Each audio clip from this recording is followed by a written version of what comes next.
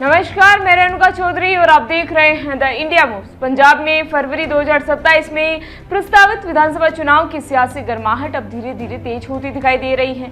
जैसे ही चुनावी तारीखें नजदीक आने लगी हैं, सभी प्रमुख राजनीतिक दल अपनी तैयारियों को अंतिम रूप देने में जुट भी गए हैं। इसी कड़ी में आज कांग्रेस ने अपने चुनावी अभियान की शुरुआत बड़े ही धूमधाम के साथ की। बरनाला में राहुल गांधी की रैली के माध्यम से पार्टी ने केंद्र सरकार के खिलाफ अपनी सख्त चेतावनी और चुनावी संदेश दोनों देने की कोशिश भी की है।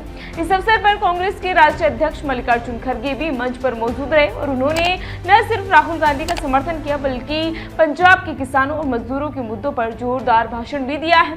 रैली के दौरान कांग्रेस ने विशेष रूप से मनरेगा और भारत अमेरिका ट्रेड डील को लेकर केंद्र सरकार को घेरने की कोशिश की, जिससे ये स्पष्ट संकेत मिलता है कि पार्टी ने अपने चुनावी एजेंडे में आम आदमी की परेशानियों और किसानों की चिंता को प्रमुखता भी दी है। वहीं मल्लिकार्जुन खड़गे ने अपने भाषण में कहा कि कुछ लोग केवल भगत सिंह की तस्वीरें लगाते हैं लेकिन उनके आदर्शों का पालन नहीं करते। सुनिए वीडियो। लेकिन चंद लोग भगत सिंह का फोटो लगाते हैं लेकिन उनके उसूलों का पालन नहीं करते और वो उसूलों के लिए लड़ने को भी तैयार नहीं है। मैं ये कहना चाहता हूं खासकर कि मोदी हमेशा कहीं भी जाओ भगत सिंह जी का नाम लेते हैं, नमन करते हैं, लेकिन उल्टा काम करते हैं। चंद्रशेखर आजाद का नाम लेते हैं, काम उल्टा करते हैं। बाबा साहब अंबेडकर का नाम लेते हैं, काम उल्टा करते हैं। हर चीज आज तक वो उल्टा काम करते जा रहे हैं। इससे एक तो देश को नुकसान हो रहा है।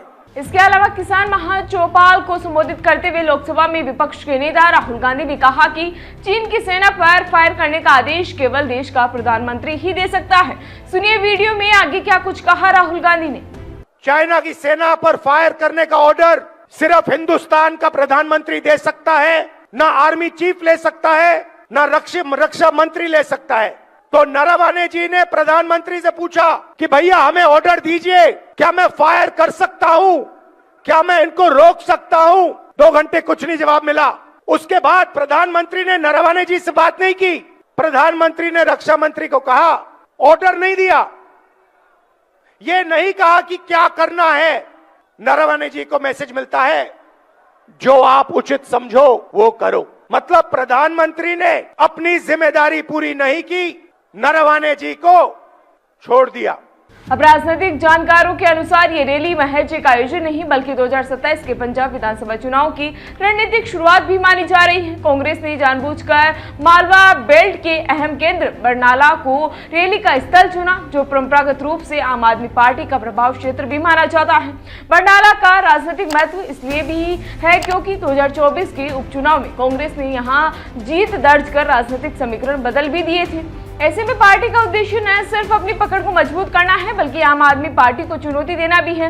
रैली में पंजाब कांग्रेस के अध्यक्ष समेत विधायक कार्यकर्ता भी मौजूद रहे, जिन्होंने मंच से किसानों और मजदूरों के हितों की आवाज भी उठाई है।